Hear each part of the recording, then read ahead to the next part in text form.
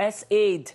A gente conversa agora ao vivo com a Mayara Folli. Ela é diretora executiva da plataforma Cipó, uma instituição que elabora iniciativas relacionadas a políticas climáticas e também de cooperação internacional. Mayara, inclusive, conversa com a gente direto de Washington. Agradeço demais, Mayara, seu tempo aqui com a gente. Eu começo perguntando de forma prática como é que vocês já sentem o efeito desse não envio do dinheiro que já estava compondo aí programas importantes da plataforma. Perfeito, Aline. Bom, acho que em primeiro lugar a gente precisa colocar em perspectiva que, felizmente, o Brasil não é um dos principais receptores da ajuda externa americana, né? Se a gente olha para os dados de 2023, a gente vê que o Brasil recebeu cerca de 70 milhões de dólares, o que em termos de volume não é muito.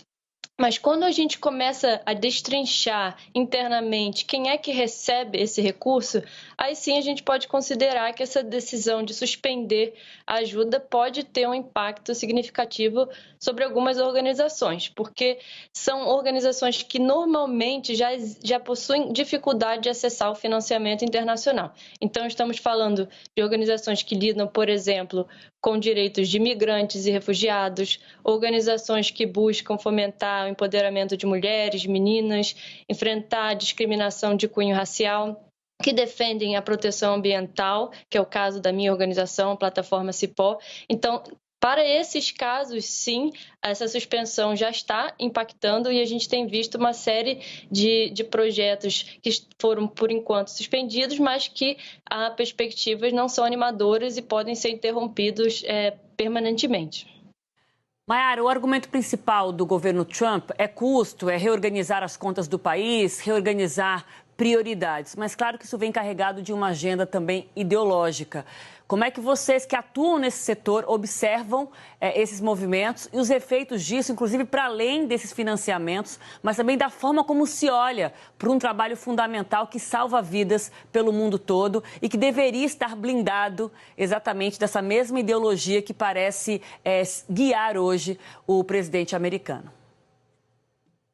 Bom, esse argumento sobre custos, ele não se sustenta, porque se a gente for considerar, por exemplo, os gastos militares norte-americanos, continuam muito altos. Então, do ponto de vista do orçamento americano, a gente está falando de uma parcela muito pequena. O que motivou essa decisão, como você bem colocou, tem muito mais relação, eu diria, com a questão realmente ideológica, né? A administração Trump, ela mostra-se muito contrária a todos os temas relacionados aos direitos das mulheres, aos direitos de imigrantes.